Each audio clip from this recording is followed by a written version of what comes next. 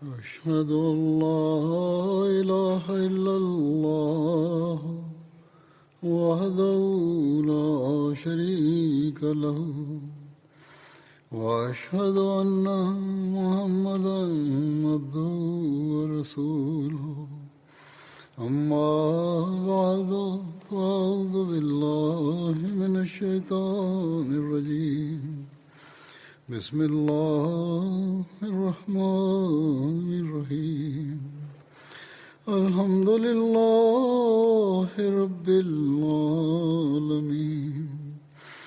الرحمن الرحيم مالك يوم الدين إياك نعبد وإياك نستعين اهدنا الصراط المستقيم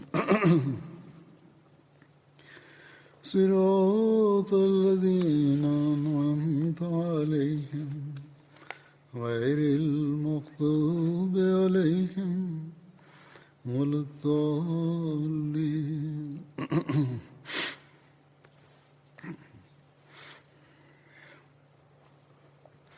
من ذا الذي يقرض الله قرضا حسنا فيضاعفه له أضعافا كثيرا والله يقبض ويبسط وإليه ترجعون केरु आहे जेको अल्लाह खे कर्ज़ हसना ॾे त जीअं हू उन जे लाइ उन खे केतिरा ई भेरा वधाए ऐं अल्लाह रिज़्क़ क़ब्ज़ बि करे वठंदो आहे ऐं खोले बि छॾींदो आहे ऐं तव्हां उन्हीअ ॾांहुं मोटाया वेंदो।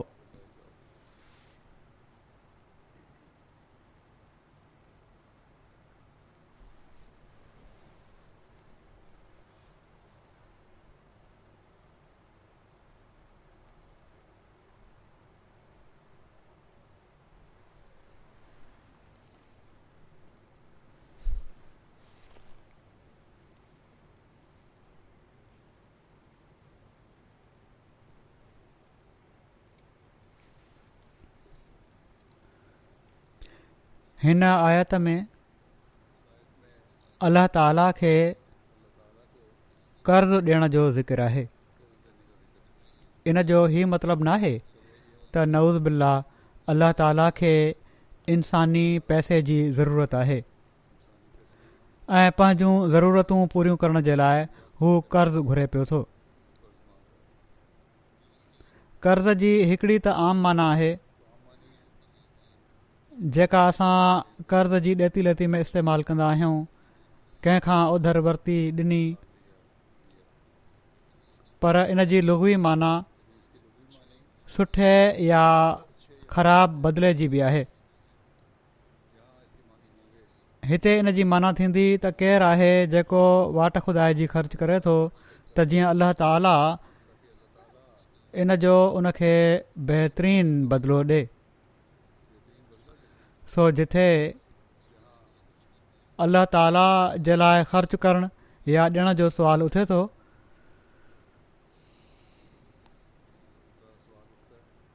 त इन लाइ त अल्लाह ताला इहो कमु करण वारे खे बहितरीन बदिलो अता फ़रमाईंदो आहे। माना त जेकॾहिं अल्लाह ताला जे लाइ ख़र्च कयो पिया था, अल्लाह ताला खे ॾियो पिया था, त अल्लाह ताला उन जो बहितरीन बदिलो अता फ़रमाईंदो आहे। क़ुर शरीफ़ में ॿियनि बि केतिरनि ई जॻहुनि ते क़ुर्बानीनि ऐं माली क़ुर्बानीनि जो ज़िक्र अल्लाह ताला फ़रमायो आहे ऐं अल्लाह ताला जे दीन ख़ातिर या अल्लाह ताला जी मख़लूक़ जी बहितरी ख़ातिर ख़र्च करण खे ख़ुदि अल्लाह ताला ख़ातिर ख़र्च करण जे बराबरि करार ॾिनो वियो आहे। ऐं जेका शइ अल्लाह ताला जे लाइ ख़र्च कई वञे उहा ज़ाया नाहे वेंदी। ऐं पर ही अहिड़ो कर्ज़ु आहे जंहिंखे अल्लाह ताला केतिरा ई भेरा वधाए मोटाईंदो आहे। सो को ही न सम्झे त अल्लाह ताला खे कंहिं कर्ज़ जी ज़रूरत आहे। अल्लाह ताला त ख़ुदि रब आहे,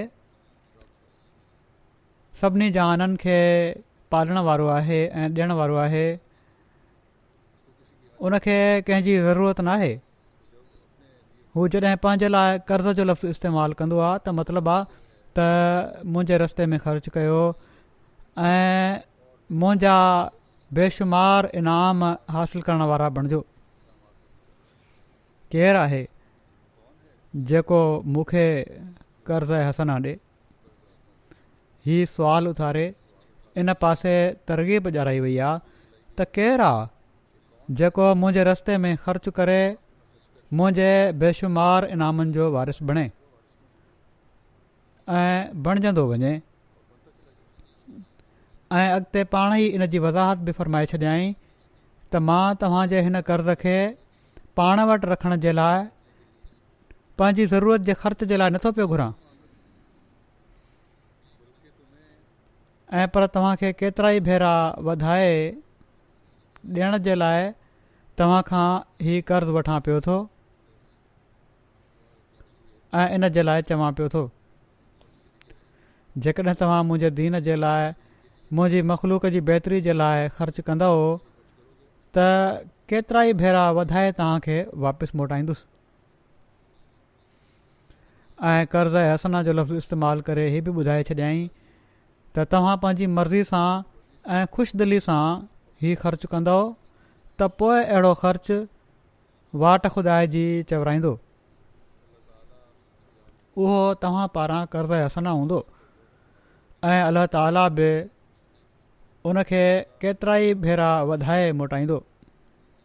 हज़रत अक़दस मसीह मऊद अलैहिस्सलातु वस्सलाम पंहिंजी हिकिड़ी मजलिस में इन हवाले सां बयानु कंदे हिकिड़े हंधि हीअं फ़रमायो आहे त अल्लाह ताला जेको कर्ज़ घुरंदो आहे त इन जो हीउ मतिलबु नाहे हूंदो त माअज़ल्ला अल्लाह खे ज़रूरत आहे ऐं हू मुहताज आहे।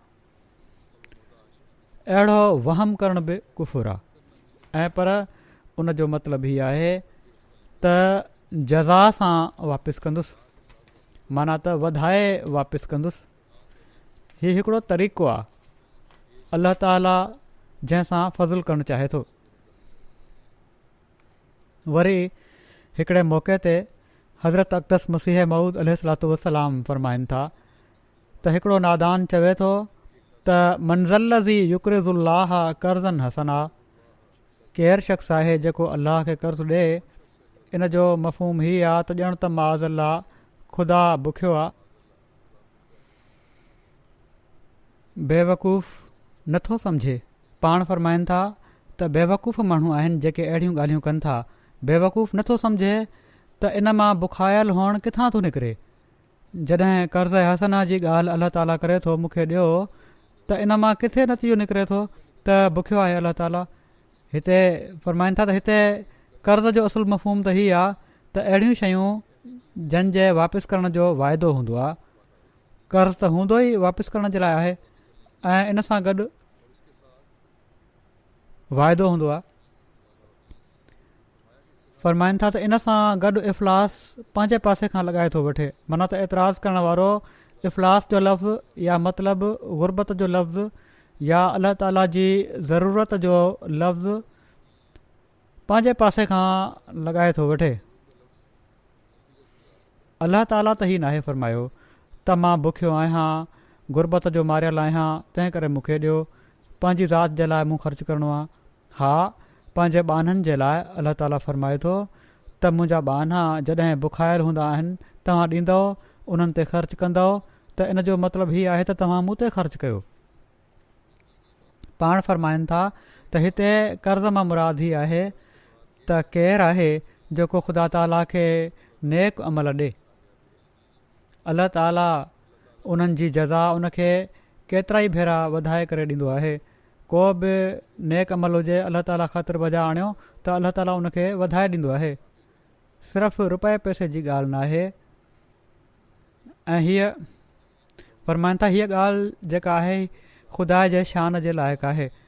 जेको सिलसिलो अबूदियत जो रबूबियत सां आहे उन ते ग़ौर करण सां इन जो मफ़हूम साफ़ सम्झ में अचे थो, छो त ख़ुदा ताला बिना कंहिं नेकी दुआ ऐं अर्ज़ ऐं बिना मोमिन काफ़र जे फ़र्क़ जे हर हिक जी पालना फ़रमाए पियो थो। अल्लाह ताला त हर हिक जी पालना करे पियो थो, क़तई नज़र इन जे त को काफ़र आहे या मोमिन आहे, ऐं पंहिंजी रबूबियत ऐं रहमानियत जे फैज़ सां सभिनी खे फैज़ पहुचाए पियो थो। पोइ हू कंहिंजी नेकियुनि खे छो ज़ाया कंदो जॾहिं बिना कंहिं नेकी जे बिना कंहिं कम जे अल्लाह ताला सभिनी खे पाले पियो थो ऐं ॾिए पियो थो। त पोइ जॾहिं को नेकी कंदो ऐं नेक अमल कंदो त उनखे कहिड़ी तरह थी सघे थो त अल्लाह ताला ज़ाया करे ऐं उन जो अजुर न ॾिए। उन जो शान त हीअ आहे त मई यामल मिसकाल ज़रतिन ख़ैरई यर, जेको ज़रे जेतिरी बि नेकी करे उन जो बि अजुर ॾींदो आहे, ऐं जेको ज़रे जेतिरी बुराई करे उन जी सज़ा बि मिलंदी। हीअ आहे कर्ज़ जो असुल मफ़हूम जेको हिन आयत में मिले थो, छो त असुल मफ़हूम कर्ज़ जो इन मां मिले पियो। इन लाइ इहो ई चयो वियो त मंज़ल लज़ी युकरिज़ुल्लाह कर्ज़न हसना, ऐं इन जो तफ़सीर हिन आयत में मौजूदु आहे त मई यामल मिसकाल ज़रतिन ख़ैरई यर, त जेको ज़रे जेतिरी बि नेकी करे थो अल्लाह ताला हिते उन जो बदिलो आहे। सो अल्लाह ताला जे दीन जी इशाअत जे लाइ, मख़लूक जी ख़िदमत जे लाइ माली क़ुर्बानी करण बि हिकिड़ी तमामु वॾी नेकी आहे, ऐं अल्लाह ताला कॾहिं बि इन खे बिना अजुर जे नाहे छॾींदो। इन जो ॿी जॻह ते क़ुर शरीफ़ में अल्लाह ताला इन जो ज़िक्र बि फ़रमायो आहे। माली क़ुर्बानीनि जे सिलसिले में त जमायत जे माण्हुनि खां बहितर ॿियो केरु थो ॼाणे सघे। हर तबिके जे अहमदी जो ज़ाती तजुर्बो आहे त ख़ुदा ताला ख़ातिर ख़ुदा ताला जी रज़ा चाहण जे लाइ उन जी वाट में ख़र्च करणु, जिथे दिलि जे सुकून जो सबबु बणिजंदो आहे उते दुनिया जे लिहाज़ खां बि हज़ारे माण्हू इन तजुर्बे मां गुज़रंदा आहिनि त हैरत अंगेज़ तौर ते अल्लाह ताला उहा रक़म जेका उन्हनि अल्लाह ताला जी रज़ा ख़ातिर ॾिनी हूंदी आहे वापसि मोटाईंदो आहे। अहिड़ा केतिरा ई अहमदी आहिनि जेके सिर्फ़ क़ुर्बानी कंदा आहिनि, माना त क़ुर्बानी जे नाले ते क़ुर्बानी कंदा आहिनि, ऐं सिर्फ़ु हीअ ख़्वाहिश हूंदी आहे त अल्लाह ताला राज़ी थी वञे। उन्हनि जी दिलि में हीउ ख़्यालु बि नाहे हूंदो त इन जो बदिलो उन्हनि खे मिली वेंदो दुनिया में या दुनिया जे माल जी सूरत में, पर अल्लाह ताला जेको फ़रमाए थो त मां अहसन रंग में उनखे मोटाईंदुसि, हू मोटाए ॾींदो आहे। के अहिड़ा बि आहिनि जेके ख़राब हालात जे बावजूदु क़ुर्बानी करे छॾींदा आहिनि ऐं हीअ उमेद रखंदा आहिनि त ख़ुदा ताला उन्हनि जूं पंहिंजूं ज़रूरतूं जेके आहिनि उहे कहिड़ी न कहिड़ी तरह पूरियूं करे छॾींदो, ऐं अल्लाह ताला इन्हनि जी इन उमेद खे पूरो बि करे छॾींदो आहे। ऐं उन्हनि खे बि हैरत थींदी आहे त कहिड़ी तरह ख़ुदा ताला ज़रूरत पूरी करे छॾी, पर शर्त ही आहे त नेक नियती सां ख़ुदा ताला जी रज़ा ख़ातिर क़ुर्बानी कई वञे, ऐं इन जे लाइ बाक़ी हुकमनि ऐं नेकिन खे बि बजा आंदो वञे।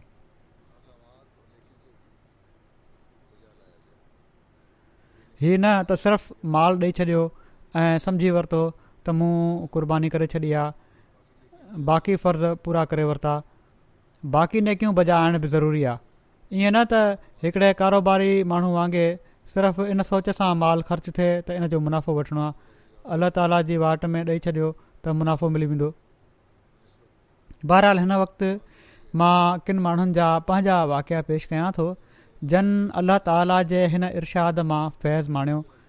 अक्सर अहिड़ा वाक़िया आहिनि जिन में ख़ालिस थी करे उन्हनि ख़ुदा ताला ख़ातिर क़ुर्बानी ॾिनी ऐं हैरत अंगेज़ तौर ते उन्हनि जी ज़रूरतुनि खे न सिर्फ़ु अल्लाह ताला पूरो कयो ऐं पर वधाए ॾिनो। केतिरा ई अहिड़ा आहिनि जन इन ॻाल्हि जी परवाह न कई त पंहिंजी ऐं पंहिंजे ॿारनि जी बुख कहिड़ी तरह ख़तमु कंदा, पर कुझु मिंटनि जे अंदरि अंदरि अल्लाह ताला उनखां वधी करे उन्हनि जी बुख खे ख़तमु करण जा सामान पैदा करे छॾिया।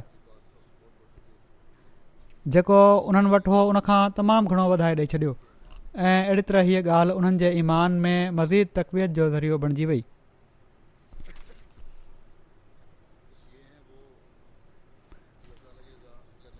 सो ही आहिनि उहे अल्लाह ताला जी रज़ा हासिल करण वारा माण्हू जन जा बेशुमार मिसाल अॼु असांखे जमायत अहमदिया में ई नज़र अचनि था।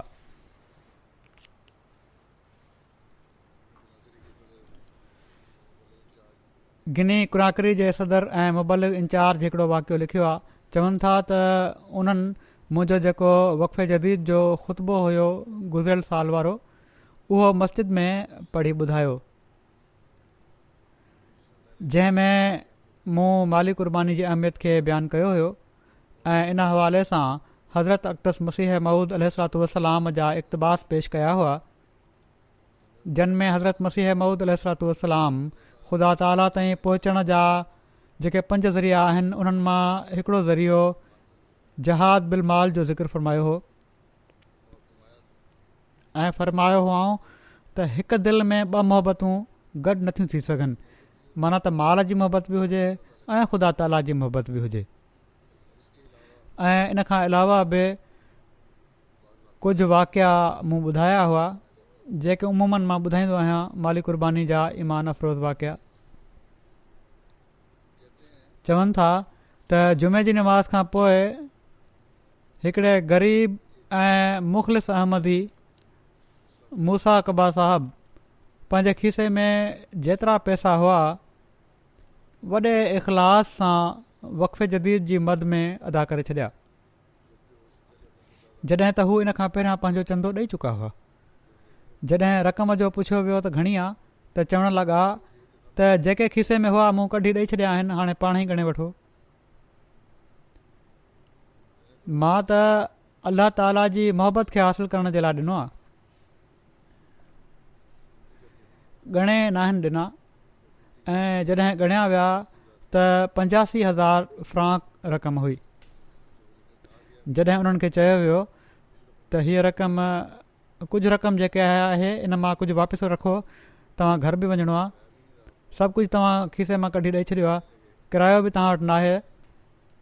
चवणु लॻा त तव्हां ॿुधो नाहे त हज़रत मसीह मऊद अलैहिस्सलातु वस्सलाम फ़रमायो आहे त हिकु दिलि में 2 मोहबतूं गॾु नथियूं थी सघनि, तंहिं करे अॼु मूंखे अल्लाह ताला जी मोहबत जे सहारे जीअण ॾियो। ऐं ख़ुशी ख़ुशी पंधु हू पंहिंजे घर हलिया विया। त हीअ आहिनि उहे नज़ारा जिन खे ॾिसी मुबलिक साहब बि लिखियो आहे त दिलि अल्लाह ताला जे हमद सां भरिजी वञे थी। कहिड़ी न मुख़लिस जमायत आहे जेका अल्लाह ताला हज़रत मसीह मऊद अलैहिस्सलातु वस्सलाम खे अता फ़रमाई आहे। माण्हू ॿुधनि था ख़ुतबा ऐं ॿुधी चई छॾींदा आहिनि त हा साईं असां ॿुधी वरितोसीं, पर इन गहराई सां इन ॻाल्हि खे नोट करणु त हज़रत मसीह मऊद अलैहिस्सलातु वस्सलाम फ़रमायो आहे त 2 मोहबतूं दिलि में नथियूं रही सघनि, त पोइ हीअ नथो थी सघे त मुंहिंजे खीसे में माल पियो हुजे, उन जी मोहबत बि मां रखां, फौरी तौर ते उन ते अमल बि करे छॾियऊं। माण्हू चवनि था त इन्हनि खे सम्झ नथी अचे। हीअ आहे गहराई सां कंहिं ॻाल्हि खे ॿुधणु ऐं उन ते अमल करणु। कहिड़ा न अजीब क़ुर्बानी जा नज़ारा आहिनि। हीअ बि बैत जे शर्तनि जे मुताबिक़ आहे त हर हालत में अल्लाह ताला सां वफ़ा जो अहद पूरो करणो आहे, को शिकवो नाहे करणो। जॾहिं अदायगी कई, क़ुर्बानी कई, ख़ुशी थी इन सां, वफ़ा सां क़ुर्बानी जे लाइ तयारु आहिनि। असांजा मुख़ालिफ़ चवनि था त असां जमायत जो नालो दुनिया मां ख़तमु करे छॾींदासीं। केरु आहे जेको अल्लाह ताला सां अहिड़ी मोहबत करण वारनि ऐं वफ़ा करण वारनि खे ख़तमु करे सघे। अल्लाह ताला पोइ अहिड़ी मोहबत करण वारनि खे पाण सां चिंबड़ाईंदो आहे ऐं दुश्मन जी ख़ाक जी बि ख़बर नाहे पवंदी। जमायत अहमदिया फ्रांस जी हिकिड़ी ख़ातून डनवा साहिबा आहिनि। कुझु वक़्तु अॻु उन्हनि बैत कई हुई। काफ़ी ॾुखियाईनि खे मुंहुं ॾियणो पए थो फैमिली सां बि हिननि खे। हू चवनि थियूं त मां माली कुर्बानी में तोड़े उहा वक़फ़े जदीद हुजे, तहरीक जदीद हुजे, मस्जिद फंड हुजे, हमेशह हिसो वठण जी कोशिशि कई आहे ऐं चंदनि जी बरकतुनि खे पंहिंजी अखियुनि सां ॾिठो आहे। चवनि थियूं हिन साल मां वक़फ़े जदीद जे चंदे जी अदायगी कई त हालात अहिड़े क़िस्म जा हुआ जो मां सुठी जॉब जे लाइ हिकिड़े वॾे वक़्त खां कोशिशि कयां पई पर का जॉब न पई मिले। चवनि थियूं त जहिड़े ॾींहुं मां वक़फ़े जदीद जे चंदे जी अदायगी कई आहे 10 मिंटनि खां पोइ मूंखे फ़ोन ज़रिए हिकिड़ी तमामु वॾी कंपनी तरफ़ां इतलाह मिलियो त उन्हनि वटि मूंखे जॉब मिली वई आहे। चवनि थियूं सभिनी हिननि चंदनि जी अदायगी जे फ़ौरन बाद ऐं ख़ासि तौर ते वक़फ़े जदीद जी अदायगी खां फ़ौरन बाद कम जो हुसूल जेको आहे यकीनन अल्लाह ताला तरफ़ां मुंहिंजे लाइ हिकिड़ो निशान आहे। काज़किस्तान जा सिलसिले जा मुबलिग लिखनि था त लोकल मौलम दिसलान साहिब जी घरवारी कुझु साल पहिरियां बैत कई हुई। हिन भेरे पंहिंजी सालगिरह जे मौक़े ते 7000 टेंगे लोकल करंसी आहे तहरीक जदीद ऐं वक़फ़े जदीद में अधु अधु करे ॾेई छॾियईं। हू बयानु कनि थियूं त हिन रक़म जी अदायगी जे हिकिड़े हफ़्ते खां पोइ ई मूंखे 70,000 टेंगे जी रक़म मिली वई जंहिंजी मूंखे का बि उमेदु न हुई। वाट खुदा जी क़ुर्बानी कयईं त उन ॾहुण ते करे वापसि करे छॾियो। के माण्हू चवनि था त असां सां छो ईअं नथो थिए, असां सां त को अहिड़ो वाक़ियो पेश नथो अचे। उन्हनि खे घुरिजे त इस्तग़फ़ार बि कनि ऐं पंहिंजनि दिलनि खे बि चेक कनि त छा इन क़ुर्बानी महल उन्हनि जी नियत ख़ालिसतन लिल्लाह क़ुर्बानी जी हुई। जेकॾहिं हुई त पोइ शिकवो बि पैदा नथो थी सघे। त पोइ इन ॻाल्हि ते ख़ुशि थियणु घुरिजे त अल्लाह ताला क़ुर्बानी जी तौफ़ीक़ अता फ़रमाई आहे। बसि अल्लाह ताला ॾियणो हुयो, कहिड़े तरीक़े सां ॾियणो आहे हू ॾेई छॾींदो। थी सघे थो अॼु न त सुभाणे ॾेई छॾींदो, पर जंहिंजी नियत हीअ हूंदी आहे उन्हनि खे पोइ शिकवा बि पैदा थींदा आहिनि। तंग दिलि माण्हू ईअं कंदा आहिनि। अहिड़नि माण्हुनि खे त पोइ निमाज़ूं बि बोझ लॻी रहियूं हूंदियूं आहिनि। मॉस्को जा हिकिड़ा दोस्त अब्दुर्रहीम साहब चवनि था त नौकरीअ जे मामले में मुंहिंजी क़िस्मत हमेशह ख़राबु रही आहे। जिथे बि कमु मिलंदो आहे उते पघार एॾी घटि हूंदी हुई जो सॼी फैमिली जो गुज़ारो ॾुखियो थी पवंदो हुयो। हिकु भेरे त हिकिड़े महीने जी पघार बि न ॾिनी वई, पर पोइ अल्लाह ताला अहिड़ो फज़ुलु फ़रमायो जो मुंहिंजी पघार में वाधारो थियणु लॻी पियो। मां सम्झी वियुसि त हीउ ख़ुदा ताला तरफ़ां इशारो आहे त मूंखे चंदा जेके आहिनि उहे बाक़ाइदगी सां ॾियणु घुरिजनि। जीअं त मां चंदा ॾियणु शुरू करे ॾिना, जेतिरा चंदा हुआ बाक़ाइदगी सां ॾियणु शुरू करे ॾिनमि। इन अदायगी जे नतीजे में अल्लाह ताला मज़ीद फज़ुलु कयो ऐं मूंखे हिकिड़ी अहिड़ी नौकिरी जी आछ थी जंहिंजो मां 2 सालनि खां इंतज़ारु पियो कयां ऐं अल्लाह जे फज़ुल सां हाणे मूंखे वक़फ़े जदीद जे चंदे जी अदायगी जी बि तौफ़ीक़ मिली आहे। ऐं मूंखे ख़ासि तौर ते इन ॻाल्हि जो इदराक थी वियो आहे त चंदनि जी अदायगी में मुस्तक़िल मिज़ाजी जे करे अल्लाह ताला इंसान जी उपत वधाईंदो वेंदो आहे ऐं कमाई जो मुस्तक़िल इंतिज़ाम बि फ़रमाए छॾींदो आहे।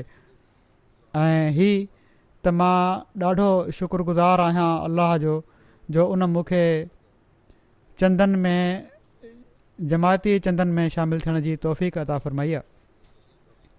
सिरियलून मां वॉटरलू रीजन जा मुबलिग आहिनि इफ़्तिख़ार साहब चवनि था त वक़फ़े जदीद जे चंदे जी वसूली जे बारे में मुख़्तलिफ़ जमायतुनि जा दौरा कया।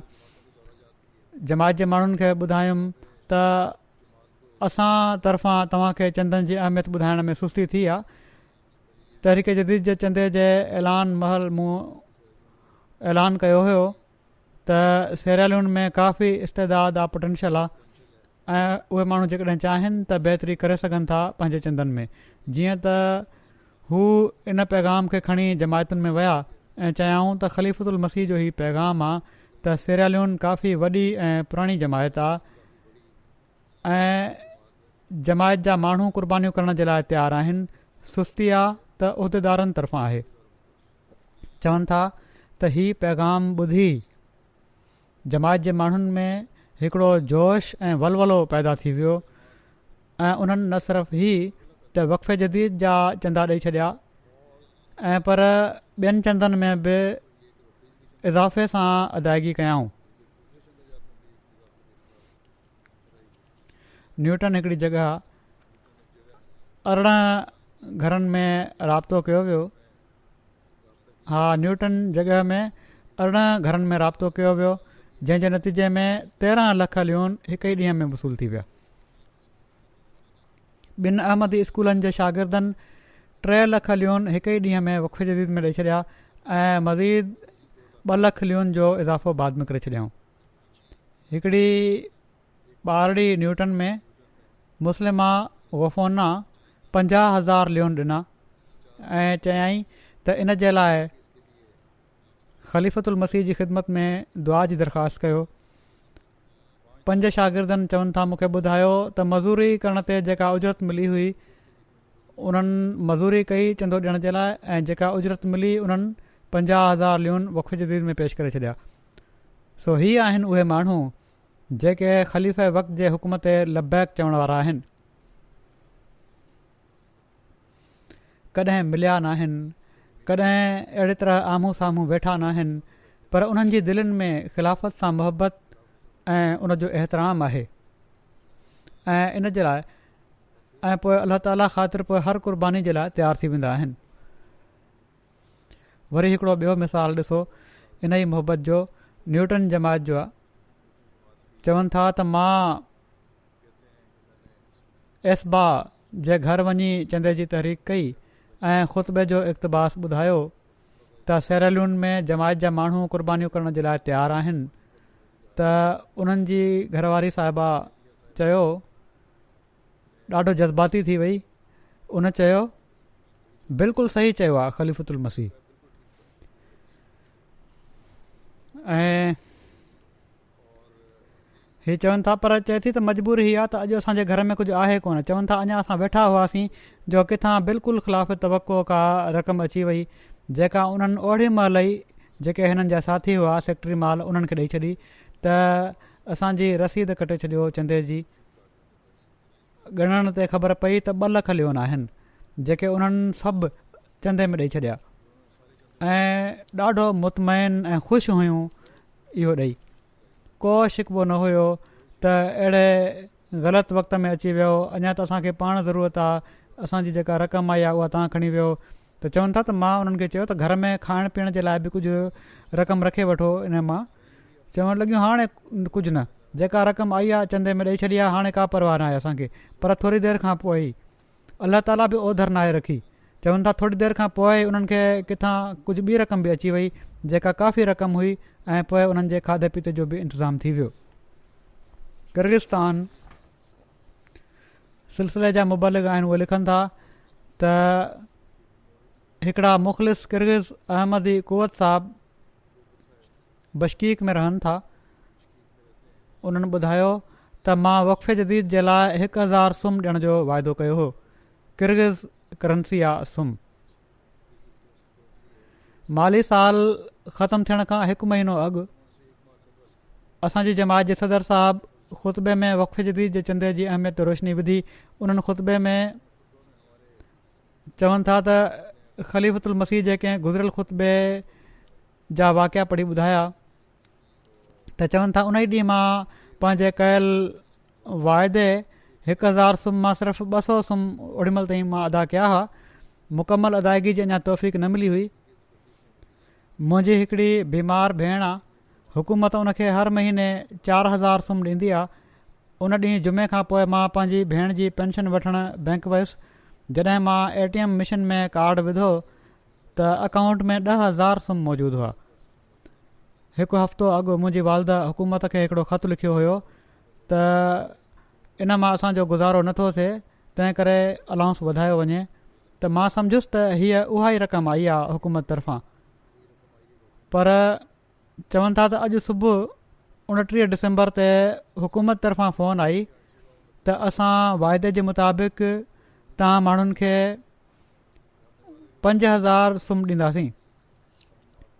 अहिड़ी तरह मज़ीद 5000 सुम बि मिली विया ऐं चवनि था मां चंदो बि ॾेई छॾियो, जेको पहिरियां असां ख़र्चु करे चुका हुआसीं या ख़र्चु थियो हो उन मां कढी वरितोसीं। त चवनि था त हीउ चंदो जेको मूं ॾिनो हुयो फौरी तौर ते उन जी बरकत जो नतीजो आहे त उहे पैसा असांखे ख़बर न पई त उहे पहिरियां पैसा किथां आया हुआ, पर बहरहाल असांजे अकाउंट में आया हुआ ऐं बैंक चयो त हीअ तव्हांजा ई पैसा आहिनि, इन सां असांजो को तालुक़ु न आहे। त हीअ क़ुर्बानियूं जेके आहिनि पोइ ईमान में तरक़ी जो बि सबबु बणिजंदियूं आहिनि। तंज़ानिया जा अमीर साहब चवनि था त ज़ंजेबार जमायत जा ख़ैर रशदी साहब आहिनि, उहो उन्हनि खे जॾहिं वक़फ़े जदीद जी यादगिरी कराई वई हिन साल जी पुॼाणी ते त न उन्हनि पाण लिखियो आहे त जॾहिं हीअ यादगिरी थी आहे त उन वक़्तु न मूं वटि का नौकिरी हुई ऐं न ई का रक़म, पर मां मुरबी साहब खे दरख़्वास्त कई त तव्हां मुंहिंजो नालो मुकमिल अदायगी करण वारनि जी लिस्ट में शामिल करे छॾियो, अलाह ताला पाण ई इंतज़ाम फरमाए छॾींदो। चवनि था 2 ॾींहं गुज़रिया हूंदा जो मूंखे ड्राइवर जी नौकिरी मिली वई ऐं पहिरियों ई ॾींहुं जेका कमाई थी इन मां आराम सां पंहिंजो ऐं पंहिंजे ॿारनि तरफ़ां वक़फ़े जदीद में चंदो मूं ॾेई छॾियो। त चवनि था चंदो ॾियण जी नियत जे करे मुस्तक़िल कमाई जो मुंहिंजो इंतज़ाम थी वियो। पोइ हीउ ॾिसो अहिड़ियूं ॻाल्हियूं आहिनि। चवनि था त असांजो ईमान बि इन्हनि ॻाल्हियुनि सां पोइ मज़बूत थिए थो। तंज़ानिया जा अमीर साहब बि तहरीर कनि था। अरिंगा रीजन मां ताहा साहब आहिनि, उन्हनि बयानु कयो त हिन साल ख़ाकसार खे वक़फ़े जदीद जे चंदे जे हवाले सां ग़ैर मामूली बरकतूं मुशाहिदो करण जो मौक़ो मिलियो। चवनि था त वक़फ़े जदीद जो वाइदो तक़रीबन 6 लख शिलिंग हुयो। नवंबर में माली ॾुखियाईनि खे ॾिसंदे उन्हनि मूंखे ख़तु लिखियो त गॾियल तौर ते मुल्की ऐं कारोबारी हालात तमामु ख़राब आहिनि, तंहिं करे दुआ कयो त अल्लाह ताला जी ॾिनल तौफ़ीक़ सां मां वक़फ़े जदीद जो वाइदो मुकमिल करे सघां। हाणे हीअ माण्हू ख़त जेके मूंखे लिखनि था हीअ बि सिर्फ़ु ज़ाती ज़रूरतुनि जे लाइ न आहिनि लिखंदा, इन फ़िक्र सां लिखंदा आहिनि त दुआ कयो त असां चंदो पंहिंजो ॾेई सघूं। अॻिते कुझु वाक़िया ईंदा। माण्हू त निमाज़ूं ऐं तहजद पढ़ंदा आहिनि इन लाइ त असां चंदनि जी अदायगी करे सघूं, बजाए इन जे जो पंहिंजूं ज़रूरतूं पूरियूं कयूं। चवनि था अञा ख़तु लिखियो ई हुयो जो दिलि में हिकिड़ो सुकून महसूसु थियो त इनशाला को बंदोबस्तु थी वेंदो। ऐं अञा ख़तु लिखे 24 कलाक ई मस गुज़रिया हूंदा जो कंहिं रेफरेंस सां मूं वटि हिकिड़ो दोस्त पंहिंजे कारोबार जे सिलसिले में मशवरे ऐं कंसल्टेशन जे लाइ आयो। उन सां मिलण ते ख़बर पई त 15 साल पहिरियां असां ॿई क्लास फेलो बि हुआसीं। चवनि था त उन्हनि जे कम जे सिलसिले में जेके ॻाल्हियूं थियूं कारोबारी ॻाल्हियूं थियूं, पोइ हिकिड़ो कॉन्ट्रैक्ट मिली वियो उन्हनि जे ज़रिए सां मूंखे हिन वक़्तु, जेको 6 मिलियन शिलिंग जो कॉन्ट्रैक्ट हुयो। अल्लाह ताला चवनि था त अल्लाह ताला मुंहिंजे वाइदे जी रक़म खां केतिरा ई भेरा वधीक ॾहूण ते वधाए इंतज़ाम फरमाए छॾियो, 6 लख खे 6 मिलियन करे छॾियो। एडवांस मिलंदे ई सभिनी खां पहिरियां मां वक़फ़े जदीद जो वाइदो पूरो कयो।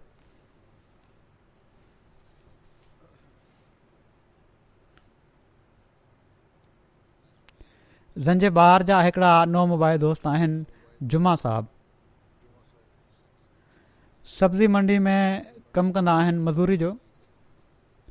चवनि था जॾहिं वक़फ़े जदीद जे वाइदे जी अदायगी जे हवाले सां तहरीक कई वई त उन्हनि ॾींहंनि में सामान आणण वारी गाॾियुनि जी अचु वञु बंदि थी वई हुई। लोडिंग अनलोडिंग कंदा हुआ सामान जी गाॾियुनि ते। माली हालात तंग हुआ। मां कुझु ॾींहं तहजद में अल्लाह ताला खां जहिड़ी तरह मूं चयो हो न त हाणे हीउ मज़दूर माण्हू आहे, ग़रीब माण्हू आहे, हीअ दुआ नथो पियो करे त मुंहिंजूं ज़रूरतूं पूरियूं थी वञनि, मुंहिंजो पेट भरजण जा सामान थी वञनि। चवनि था मां कुझु ॾींहं तहजिद में अलाह ताला खां चंदनि जी अदायगी जे लाइ ख़ासि दुआ कई त सिर्फ़ु हीअ, ऐं तहजिद में उथी दुआ कई त सिर्फ़ु हीअ त अलाह ताला मूंखे तौफ़ीक़ ॾिए त मां माली क़ुर्बानी में पोइते न रहां। जीअं त वक़फ़े जदीद जो साल ख़तमु थियण खां सिर्फ़ु 3 ॾींहं पहिरियां हीउ सिलसिलो जो जेको कारोबार बंदि थियलु हुयो ॿीहर शुरू थी वियो ऐं तक़रीबन 3 लख शिलिंग जी उपति थी हिननि खे, जंहिं मां चवनि था त मां पंहिंजो ऐं पंहिंजे ॿारनि जो चंदो अदा करण जी मूंखे तौफ़ीक़ मिली। हीअ ज़िक्र न आहे त असां खे गुज़ारो करण जे लाइ असांखे रक़म मिली वई, ऐं पर हीअ त मुंहिंजो ऐं मुंहिंजे ॿारनि जो चंदो असांजो अदा थी वियो। चवनि था जॾहिं खां मां बैत कई आहे चंदनि जी अदायगी जे करे ख़ुदा ताला मुंहिंजे माल में मुनासिबु बरकत अता फ़रमाई आहे। हीअ आहिनि उहे माण्हू जिन खे फ़िकिर आहे त चंदनि जी अदायगी जो, ऐं तहजिद में जहिड़ो की मूं चयो ख़ासि तौर ते रोई रोई दुआ कनि था त हीअ त ख़ुदा ताला चंदो ॾियण जी तौफ़ीक़ अता फ़रमाए। हिकिड़ो दुनियादार इंसान हीअ ॻाल्हियूं ॿुधी चई सघे थो त हीअ त चरियाप आहे, पर इहे ई दुनियादारनि जी नज़र में जेके बेवकूफ़ माण्हू आहिनि, इहे ई उहे माण्हू आहिनि जिन सां अल्लाह ताला प्यारु करे थो ऐं पोइ उन्हनि जूं ज़रूरतूं पाण ई पूरियूं थो करे। रिपोर्ट्स में अजीब अजीब वाक़िया मिलंदा रहंदा आहिनि। गैम्बिया जा अमीर साहब लिखनि था नॉर्थ बैंक रीजन जे हिकिड़े ॻोठ जा दुकानदार इब्राहिम साहब तमामु कामयाबु वापारी हुआ ऐं माण्हू पंहिंजूं अमानतूं वग़ैरह हिननि वटि रखाईंदा हुआ ऐं उन वक़्तु ई गैरहमदी हुआ। किन सबबनि जे करे ओचितो ई ॾेवाला थी विया ऐं उन्हनि माण्हुनि जी अमानतुनि मां बि ख़र्चु करे वरितो पंहिंजे कारोबार खे बचाइण जे लाइ। जॾहिं उन्हनि खे ख़तरो थियो त हू अमानतूं बि वापसि न करे सघंदा त पंहिंजे अबाणे मुल्क गिनी कुनाकरी हलिया विया, भॼी विया मुल्क छॾे, ऐं 3 साल गिनी कुनाकरी रहिया। पोइ उन्हनि फ़ैसिलो कयो त उन्हनि खे वापसि वञणु घुरिजे। दिलि में नेकी हुई, इहो ई फ़ैसिलो कयाऊं त हालात जो मुक़ाबिलो करे वठंदासीं वापसि वञी, ऐं जेके कर्ज़ आहिनि कहिड़ी न कहिड़ी तरह वापसि करणु घुरिजनि माण्हुनि खे। जीअं त उन्हनि ॻोठ जे चीफ ऐं डिस्ट्रिक्ट चीफ खे फ़ोन कई ऐं हिकिड़ो मौक़ो ॾियण जे लाइ इलाज़ मिनथूं कयूं त मूंखे मौक़ो ॾियो, मूंखे वापसि अचणु ॾियो, गिरफ़्तार न कजो, त मां कोशिशि कंदुसि त सभई कर्ज़ लाहे छॾियां। जीअं त चीफ इन शर्त ते वापसि अचण जी इजाज़त ॾिनी त हू महिनत करे कमाईंदा ऐं माण्हुनि खे अमानतूं वापसि कंदा। जेकॾहिं ईअं न करे सघिया त उन्हनि खे जेल मोकिलियो वेंदो। चवनि था उन्हनि खे आए अञा 4 महीना थिया हुआ जो उन्हनि ताईं हज़रत अक़दस मसीह मऊद अलैहिस्सलाम जो पैगाम पहुतो, जंहिंखे ॿुधी हिननि अहमदियत क़बूल करे वरिती ऐं बाक़ाइदगी सां चंदो ॾियणु शुरू करे ॾिनऊं।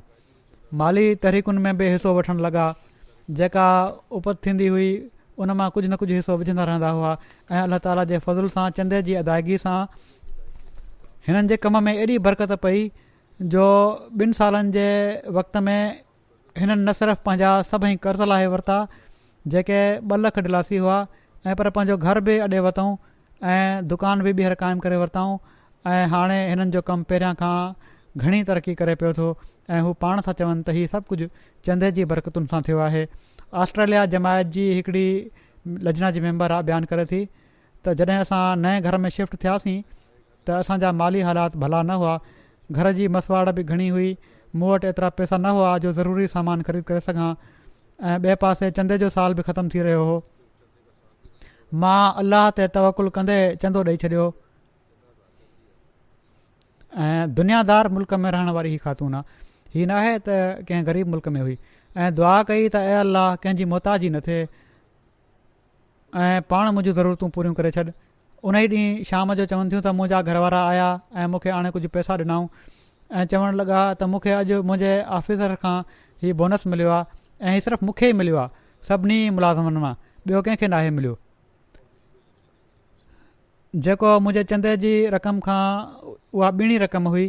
हीअ चवनि थियूं त अल्लाह ताला जो अहिड़ो फज़ुल ऐं अहसान हुयो जो मां हैरान रहिजी वियसि ऐं मूंखे यकीन थी वियो त अल्लाह ताला पंहिंजी ख़ातिर कयल क़ुर्बानी करण वारे खे कॾहिं बि निंधड़ कोन आहे छॾींदो।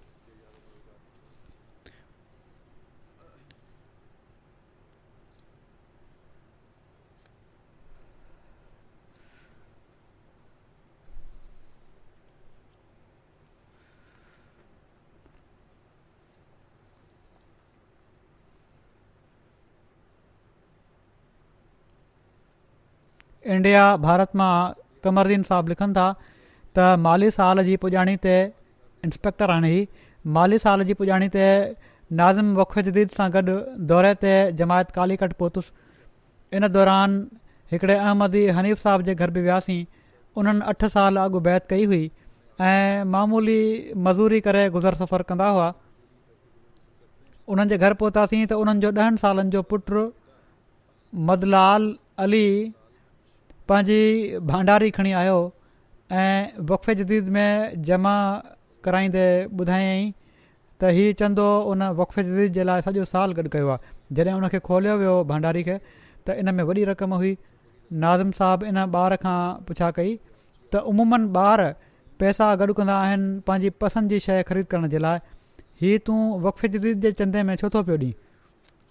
इन ते उन ॿार जवाबु ॾिनो जंहिंजो मफ़हूम हीउ हुयो त अल्लाह ताला ऐं रसूल सल्लल्लाहु अलैहि वसल्लम ऐं ख़ुलफ़ाए किराम त वाट ख़ुदा जी ख़र्च करण जो हुकुम ॾियनि था। इन ई लाइ हीअ रक़म वक़फ़े जदीद जे चंदे में ॾियां पियो थो। हीअ आहे अहमदी ॿारनि जी तरबियत। जंहिं जमायत जे ॿारनि जी हीअ सोच हुजे ऐं अहिड़ी तरह तरबियत हुजे थियल, उनखे ही अहमद जा मुख़ालिफ़ कहिड़ो नुक़सानु पहुचाए सघनि था। मुख़ालिफ़ तोड़े जेतिरो बि ज़ोर लाहे वठनि, पर हीअ जमायत ख़ुदा ताला पंहिंजे दीन खे दुनिया में फैलाइण जे लाइ क़ाइमु फ़रमाई आहे। तंहिं करे हर मौक़े ते ख़ुदा ताला ई संभालींदो आहे ऐं मदद फ़रमाईंदो आहे ऐं हिकिड़े नसुल खां पोइ ॿिए नसुल जी दिलि में इन जी मोहबत ऐं इन जे मक़सदनि जी तकमील जी तड़प पैदा कंदो वेंदो आहे। तंज़ानिया जा अमीर साहब लिखनि था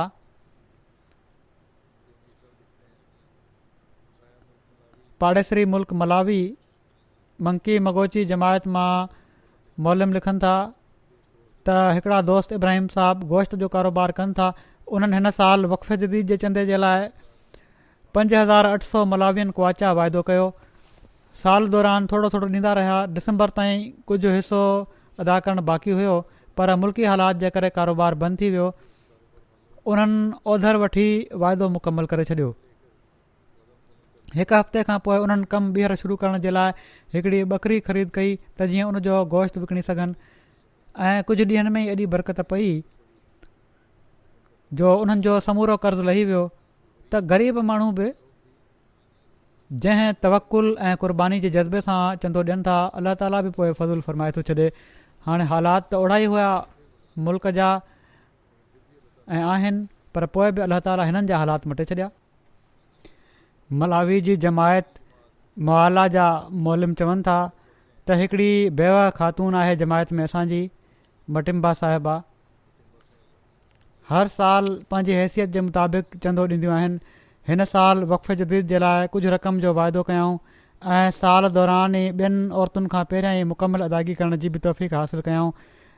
जंहिं ॾींहुं अदायगी मुकमल कयऊं उन ई राति ख़्वाब में ॾिठाऊं त उन्हनि खे ॿुधायो पियो थो वञे त अॼु खां तुंहिंजे कमनि में ख़ुदा मदद कंदो। जीअं त ॿिए ॾींहुं हू मौलम साहब वटि आयूं ऐं वक़फ़े जदीद जे चंदे में वधीक अदायगी करे छॾियऊं। हू चवनि थियूं त चंदे जी बरकत सां ख़ुदा ताला मुंहिंजी पोख में तमामु घणो इज़ाफ़ो फ़रमाए छॾे थो ऐं हाणे त मूंखे उन पाण ई चई छॾियो आहे त तुंहिंजी मदद कंदो ख़ुदा ताला। कहिड़ी तरह कॾहिं कॾहिं अल्लाह ताला फ़ौरी तौर ते ईमान में तरक़ी जा सामान बि पैदा फ़रमाए थो छॾे। अल्बानिया जा मुबलिग लिखनि था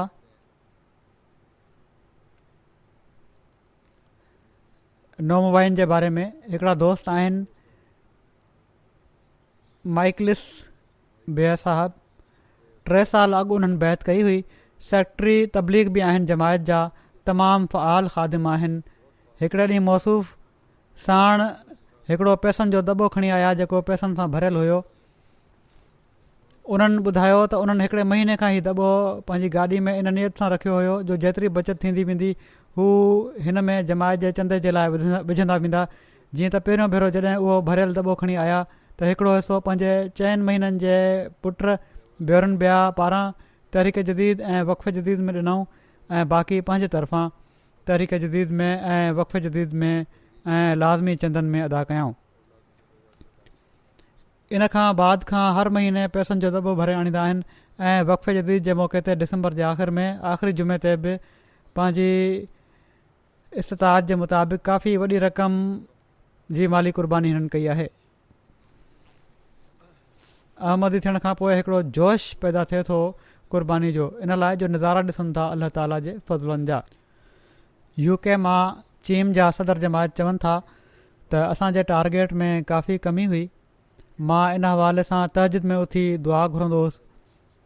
हिकिड़े ॾींहुं मुंहिंजी घरवारी ॿुधायो त फ़लाणो माण्हू जेको आहे, हीअ फ़लाणी फैमिली, इन्हनि खे जेकॾहिं चवंदे त मज़ीद तोखे अदायगी थी वेंदी।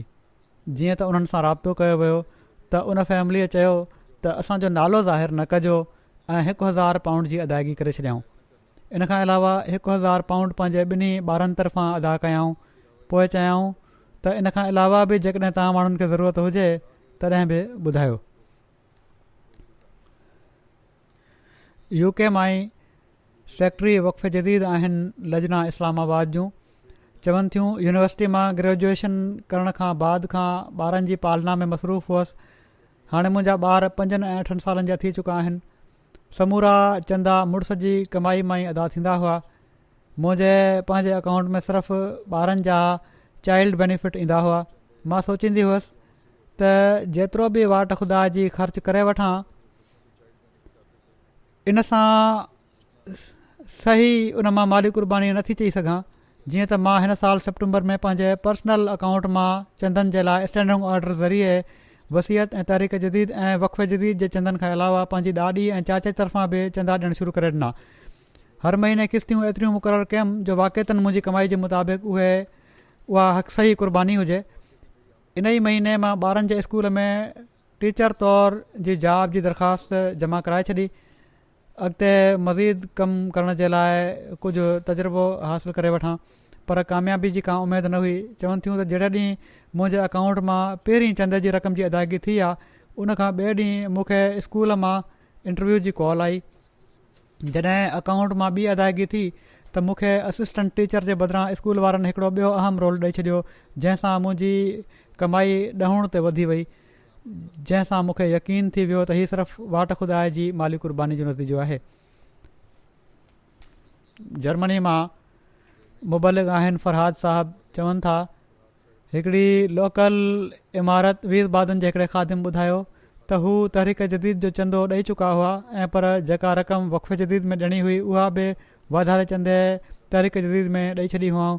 उन ई महीने टैक्स डिपार्टमेंट तरफ़ां ख़त अची वियो त तव्हांजे ज़िमे 800 यूरोज़ आहिनि जेके तव्हां ॾियणा आहिनि, पर उन जे बावजूदि चवनि था त मां हिमत करे वक़फ़े जदीद जो चंदो ॾेई छॾियो त ठीकु आहे, टैक्स बि ॾेई छॾींदासीं कर्ज़ु वठी। इन जे कुझु हफ़्तनि खां पोइ ई टैक्स डिपार्टमेंट वारनि जो ख़त आयो त असां ॿीहर तव्हांजे कागज़नि जो जाइज़ो वरितो आहे, तव्हांजे ज़िमे का रक़म कान्हे ऐं पर असां तव्हांखे 4400 यूरो वापसि करणा आहिनि। ऐं कुझु ॾींहंनि खां पोइ चवनि था त मुंहिंजी गाॾी जो एक्सीडेंट थी वियो, नुक़सानु थियो, कंहिं नुक़सानु करे छॾियो, इन जा बि मूंखे 4700 यूरो मिली विया। अहिड़ी तरह थोरी हिमत करे मां चंदे में जेको इज़ाफ़ो कयो हुयो, जेका अदायगी कई हुई, अल्लाह ताला इन अदायगी जा सामान पैदा करे छॾिया। हाणे इन खे तोड़े को इतफ़ाक़ चए, पर हिकिड़ो मोमिन ॼाणे थो त हीउ अल्लाह ताला जे ख़ासि फज़ल जो नतीजो आहे।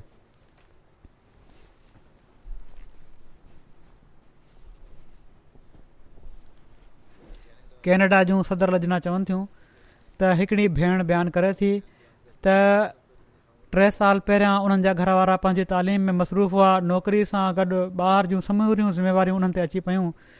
इन थकाए छॾण वारी रोटीन हिननि खे मुज़महिल करे छॾियो, हू बीमार रहण लॻियूं। इन ई दौरान जॾहिं वक़फ़े जदीद तहरीक जदीद जे वाइदनि जो टाइम आयो त उन्हनि पंहिंजी उपत खां ॿीण ते वाइदो लिखाए छॾियो। कुझु वक़्त खां पोइ हिननि जी जॉब ख़तमु थी वई, शदीद तंगदस्ती जो शिकार थी वयूं, क्रेडिट कार्ड मां ख़र्च पूरा करण लॻियूं। साल जे आख़िर में जॾहिं चंदा ॾियण जो टाइम आयो त मजबूरी जी हालत में अल्लाह ताला ते तवकुल कंदे इन्हनि क्रेडिट कार्ड मां ई चंदनि जी अदायगी बि करे छॾी। ख़ुदा ताला अजीब कुदरत ॾेखारी जो इन्हनि ॾींहंनि में ई उनखे बैंक मां ख़बर पई त उन्हनि जी क्रेडिट प्रोटेक्शन इंश्योरेंस आहे, जेकॾहिं जॉब हली वई त उन जे लाइ दरख़्वास्त ॾेई सघनि थियूं। अहिड़ी तरह हिननि जे क्रेडिट कार्ड्स जी समूरी अदायगी जो बंदोबस्तु थी वियो ऐं साण ई हिननि खे नई नौकिरी बि मिली वई, जेका पहिरीं नौकिरी खां वधीक बहितर हुई। माली हालात बहितर थियण लॻा। उन्हनि पहिरियां खां वधीक लाज़मी चंदनि जी अदायगी कई, तो ई वाइदनि खे वधाए छॾियो ऐं इन ई दौरान हिननि जे घर वारे जी तालीम बि मुकमिल थी वई, उन्हनि खे बि सुठी जॉब मिली वई। हिननि पंहिंजी जॉब छॾे ॾिनी ऐं घर वारे जी जॉब में ई गुज़ारो थियणु लॻो। इंडोनेशिया जा मुबलिक लिखनि था त अमीन साहब हिननि जे घर वारनि जी हमेशह ख़्वाहिश हूंदी हुई त रमज़ान जे महीने में पंहिंजो वक़फ़े जदीद ऐं तहरीक जदीद जो चंदो ॾेई छॾनि। हिन साल उपत घटि हुई, वाइदो पूरो करणु बज़ाहिर नामुमकिन हुयो। चवनि था मुबलिक साहब लिखनि था त मां रमज़ान जे महीने में रोज़नि सां हिननि खे पाण ॾिठो आहे त हू रोज़ानो पंहिंजे घर वारनि सां गॾु जाबलू इलाइक़े में 4 किलोमीटरनि जो सफ़र तइ करे पंहिंजे कैंडनलट जे खेत में वेंदा हुआ त जीअं उन जे ज़रिए सां पंहिंजा वाइदा पूरा करे सघनि। जीअं त उन्हनि रमज़ान में ई पंहिंजो 2 लखनि जो वाइदो पूरो करे छॾियो ऐं एॾी रक़म बिना सख़्त महिनत जे गॾु करणु मुमकिन न हुयो उन्हनि जे लाइ। मुबलिक साहब चवनि था त मां इन्हनि खां पुछियो त तव्हांखे कहिड़ी शइ मजबूर थी करे त तव्हां रोज़े सां एॾी महिनत था कयो। इन ते हू चवणु लॻा त मां ऐं मुंहिंजा घर वारा सिर्फ़ु ख़लीफ़े वक़्त जे हुकमनि ते अमल करे ख़ुदा ताला जो राज़पो हासिलु करणु चाहियूं था।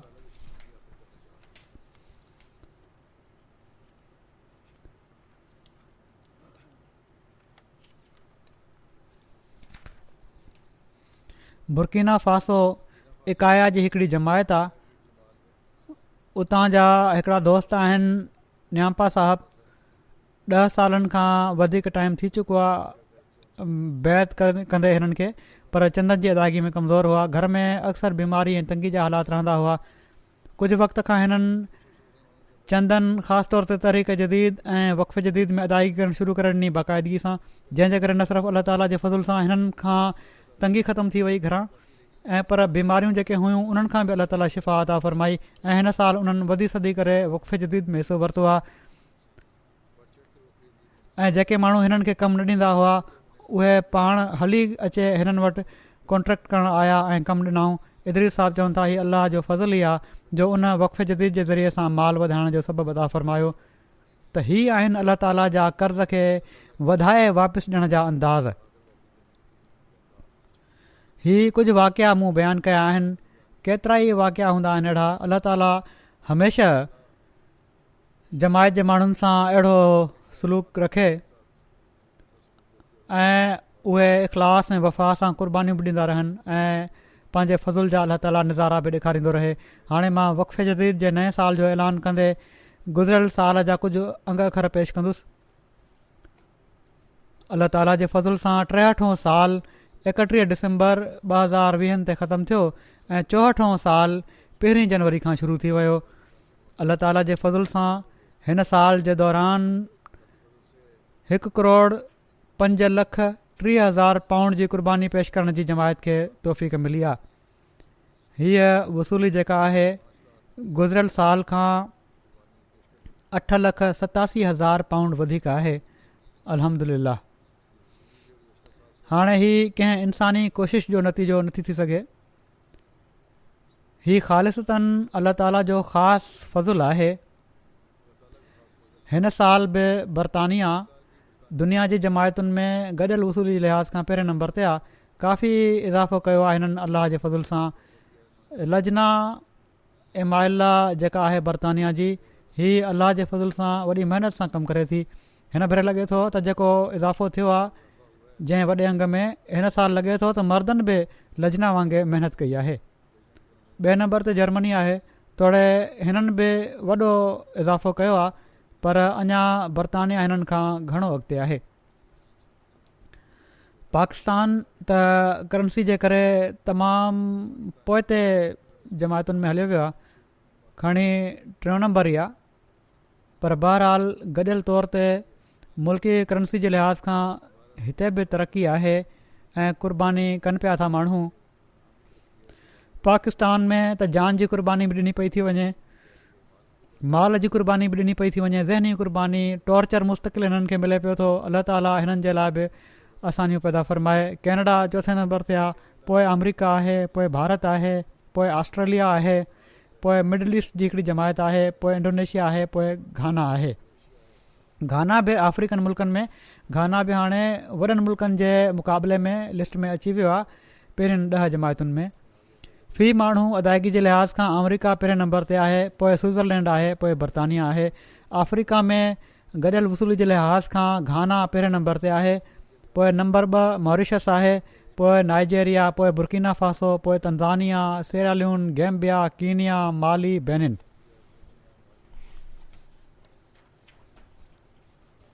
शामिलीन जो अंगु जेको आहे उन्हनि जो 14,52,000 आहे। गॾियल वसूली जे लिहाज़ खां बर्तानिया जूं 10 वॾियूं जमायतूं फार्नहेम नंबर 1 ते, पोइ Islamabad number 2, Worcester Park number 3, Putney number 4, Birmingham South 5, Gillingham 6, South Cheam 7, Masjid Fazl 8, Birmingham waste 9 ऐं न्यू मोल्डन 10। गॾियल वसूली जे लिहाज़ खां पहिरियां 5 रीजन जेके आहिनि नंबर 1 ते बैतुल फतूह, पोइ मस्जिद फज़ल, पोइ इस्लामाबाद, पोइ मिडलैंड्स, पोइ बैतुल एहसान। दफ़्तर इतफ़ाल जे लिहाज़ खां पहिरियुनि 10 जमायतुनि में फार्नहेम नंबर 1, पोइ इस्लामाबाद नंबर 2, पोइ रैम्पटन वेल, बैतुल फतूह, पोइ Mitcham Park, Glasgow, Cheam, Guildford, Worcester Park, Birmingham South. नंढनि जमायतुनि में गॾियल वसूली जे लिहाज़ खां 10 जमायतूं Hamilton Spa, Spen Valley, Bournemouth, Britain, मॉन्ट्रिट, Peterborough, Coventry, Edinburgh, Keighley, Swansea. Germany जूं 5 लोकल इमारतूं हैम्बर्ग नंबर 1 ते, पोइ फ्रैंकफर्ट, पोइ वीस बादन, पोइ ग्रासग्राओ, पोइ डिटसनबाख। चंदा बालगान वक्फ जदीद में पहिरियों 10 जमायतूं जर्मनी जूं रोइडरमार्क, नोइस, रोइडरमार्क, पोइ नोइस, पोइ नेडा, पोइ मेहदीआबाद, पोइ माइंस, कोबलेंस, हनाओ, लॉन्गिन, फ्लोडसाइम, बेनसाइम, पिनीबर्ग। दफ़्तर इतफ़ाल में पहिरियां 5 रीजन्स हेसन, रूरोस्ट, हेसन वेटे, राइनलैंड फॉल्स, वेस्ट फॉलन, टोनिस। पाकिस्तान जूं पहिरियों 3 जमायतूं number 1 Lahore, number 2 Rabwah, number 3 Karachi. चंदा बालगान में ज़िलनि जी पोज़ीशन हीअ आहे: Islamabad number 1, number 2 Rawalpindi, number 3 Sargodha, पोइ गुजरात, गुजरांवाला, उमरकोट, हैदराबाद, पिशावर, मीरपुर ख़ास, डेरा गाज़ी ख़ान। गॾियल वसूली जे लिहाज़ खां पहिरियों 10 जमायतूं डिफेंस लाहौर, इस्लामाबाद शहर, टाउनशिप लाहौर, क्लिफ्टन कराची, दारुज़िक्र लाहौर, गुलशनाबाद कराची, समनाबाद, अज़ीज़ाबाद कराची, रावलपिंडी शहर, अल्लामा इकबाल टाउन लाहौर। दफ़्तर इतफ़ाल में पाकिस्तान जूं 3 वॾियुनि जमायतुनि में अव्वल लाहौर, पोइ 2 नंबर ते कराची, पोइ 3 नंबर ते रबवा। दफ़्तर इतफ़ाल में ज़िलनि जी पोज़ीशन हीअ आहे: इस्लामाबाद, गुजरांवाला, पोइ सरगोदा, पोइ शेखुपुरा ऐं फैसलाबाद, डेरा गाज़ी ख़ान, गुजरात, पोइ उमरकोट, पोइ नारोवाल, पोइ बहावल नगर। कैनेडा जूं इमारतूं जेके आहिनि नंबर 1 ते वॉन, पोइ पीस विलेज, पोइ वैनकूवर, पोइ ब्रैम्पटन वेस्ट, पोइ टोरंटो वेस्ट। कैनेडा जूं 10 वॾियूं जमायतूं Bradford, Durham, Milton East, Edmonton West, Windsor, Milton West, Regina, Ottawa West, Airdrie, Abbotsford. इतफ़ाल जूं नुमाया इमारतूं वॉन नंबर 1 ते, पोइ टोरंटो वेस्ट, पोइ पीस विलेज, पोइ कैलगरी, पोइ ब्रैम्पटन वेस्ट। जमायतूं जेके आहिनि इतफ़ाल में ब्रेडफर्ड नंबर 1 ते, पोइ डरहम, पोइ Milton West, London, Hamilton, Mountain. वसूली जे लिहाज़ खां अमरीका जूं 10 जमायतूं जेके आहिनि मैरीलैंड, पोइ लॉस एंजलिस, पोइ सिएटल, पोइ सिलिकॉन वैली, पोइ बोस्टन, पोइ Austin, Oshkosh, Syracuse, Rochester, Minnesota.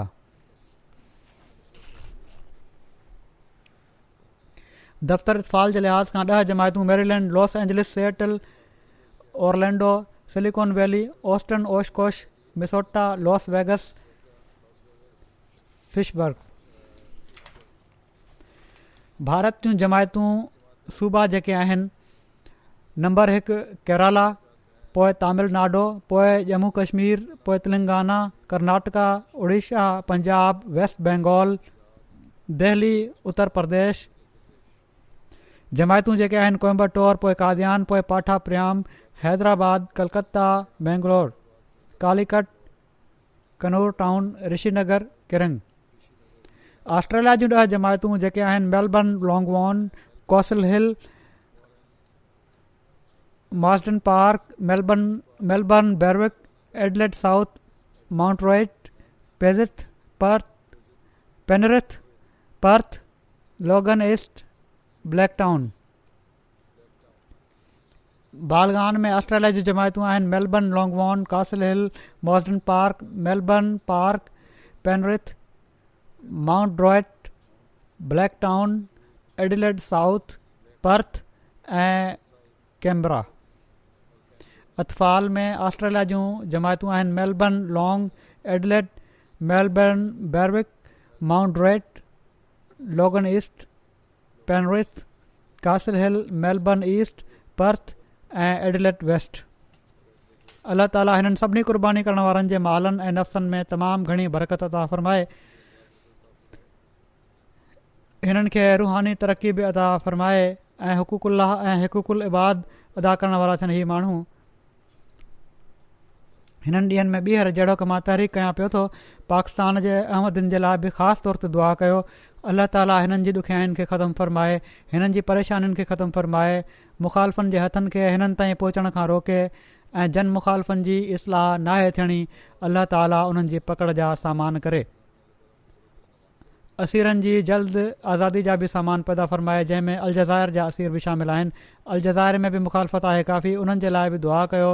अल्लाह ताला उन्हनि लाइ बि सुकून जा सामान पैदा फ़रमाए, ख़ासि तौर ते दुआउनि, नफ़लनि ऐं सदकनि ते ज़ोर ॾियो। पाकिस्तान जा गॾियल उमूमी लिहाज़ खां हालात बि ऐं अमन जे लिहाज़ खां बि ठीकु न आहिनि, उन्हनि जे लाइ दुआ कयो। अल्लाह ताला अमन जा हालात उते पैदा करे ऐं हिक ॿिए जा कंध कपण ते ई जेके लॻा पिया आहिनि ऐं दहशतगर्दी ऐं फितनो ऐं फ़साद जेको आहे उहो अल्लाह ताला उनखे जल्द ख़तमु करण जा सामान पैदा फ़रमाए।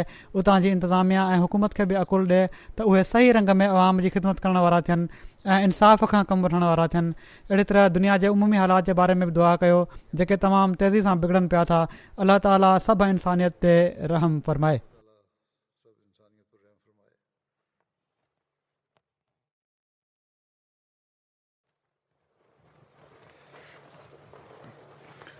अल्हम्दुलिल्लाह नहमदुहु व नस्तईनुहु व नस्तगफिरुहु व नुमिनु बिही व नतवक्कलु अलैहि व नऊज़ु बिल्लाहि मिन शुरूरि अनफुसिना व मिन सय्यिआति अअमालिना मन यहदिहिल्लाहु फला मुदिल्ल लहु वमन युद्लिल फला हादिय लहु वनशहदु अन ला इलाहा इल्लल्लाह वनशहदु अन्ना मुहम्मदन अब्दुहु व रसूलुहु इबादल्लाहि रहमकुमुल्लाह इन्नल्लाह यअमुरु बिल अदलि वल इहसानि وإيتاء ذي القربى وينهى عن الفحشاء والمنكر والبغي يعظكم لعلكم تذكرون اذكروا الله يذكركم وادعوه يستجب لكم ولذكر الله أكبر.